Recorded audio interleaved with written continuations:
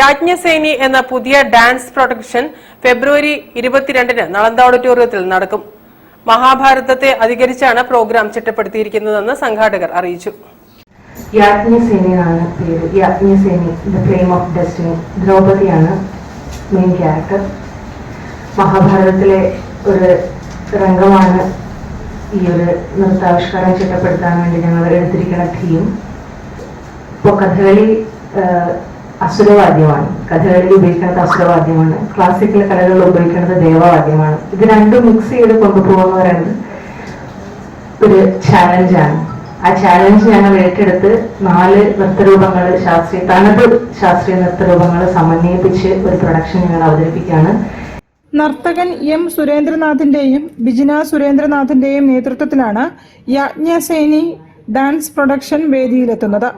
മഹാഭാരതത്തിൽ നിന്നുള്ള കഥാഭാഗത്തിനാണ് വേദിയിൽ ജീവൻ പകരുന്നതെന്ന് കലാകാരന്മാർ പറഞ്ഞു. ഭരതനാട്യം, മോഹിനിയാട്ടം, കുച്ചിപ്പുടി, കഥകളി എന്നീ 4 നൃത്തരൂപങ്ങൾ സമന്വയിപ്പിച്ചാണ് ഡാൻസ് പ്രൊഡക്ഷൻ ചിട്ടപ്പെടുത്തിയത്. ആന്ധ്രയിൽ നിന്നുള്ള 15 കലാകാരന്മാരും വേദിയിലെത്തും. ശാസ്ത്രീയ നൃത്തങ്ങളായ കഥകളി, ഭരതനാട്യം, കുച്ചിപ്പുടി, മോഹിനിയാട്ടം ഇതൊക്കെ വിവിധ രീതിയിലുള്ള ശാസ്ത്രീയ നൃത്തങ്ങളാണ്. ഇതിനെ സമന്വയിപ്പിച്ചുകൊണ്ട് ഒരു പ്രൊഡക്ഷൻ ചെയ്യുക എന്നത് വളരെയധികം ബുദ്ധിമുട്ടാണ്. ഒരു 15ഓളം വരുന്ന കലാകാരന്മാര് ആ ഡ്രാമയിൽ ചെയ്യുന്നുണ്ട്.